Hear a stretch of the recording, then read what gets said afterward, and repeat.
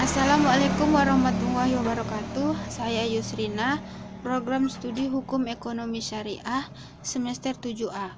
Di sini saya akan menjelaskan materi perkuliahan tentang profesi hukum. Yang pertama, pengertian dan dasar profesi hukum. Profesi hukum adalah profesi yang melekat pada dan dilaksanakan oleh aparatur hukum dalam suatu pemerintahan suatu negara.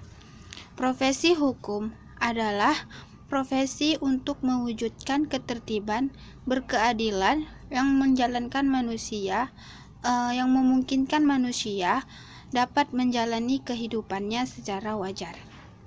Profesi hukum dari aparatur hukum negara Republik Indonesia dewasa ini diatur dalam ketetapan MPR 1993 tentang garis-garis besar haluan negara. Selanjutnya ada bidang-bidang dan tugas profesi hukum. Yang pertama ada polisi. Polisi di sini polisi bertugas untuk memelihara keamanan dan ketertiban masyarakat, menegakkan hukum dan memberikan perlindungan, pengayom dan pelayanan kepada masyarakat. Yang kedua ada notaris. Notaris tugasnya membuat akta atau kewenangan lainnya. Yang ketiga ada advokat. Advokat tugasnya memberi pendampingan hukum, membela dan memastikan seorang klien dapat mendapatkan hak-haknya dalam menjalankan proses hukum. Yang keempat ada hakim. Hakim bertugas untuk memutuskan hukuman bagi pihak yang dituntut. Dan yang kelima ada jaksa. Tugasnya menyampaikan dakwaan atau tuduhan di dalam proses pengadilan terhadap orang yang diduga telah melanggar hukum. Selanjutnya ada nilai moral profesi hukum.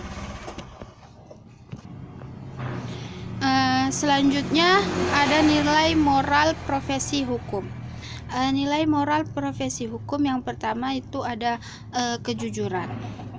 Sikap yang terdapat dalam kejujuran yaitu berkenaan dengan pelayanan klien, kerelaan melayani atau secara cuma-cuma.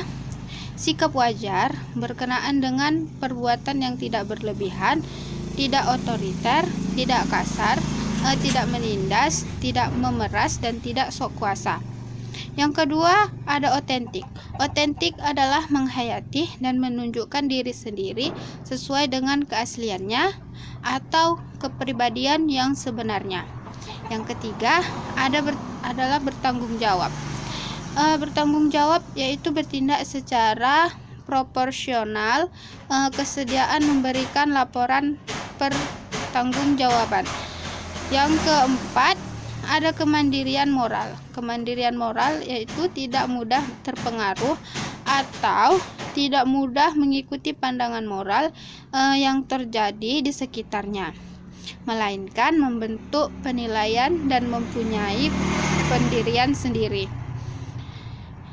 Yang kelima yaitu ada keberanian moral.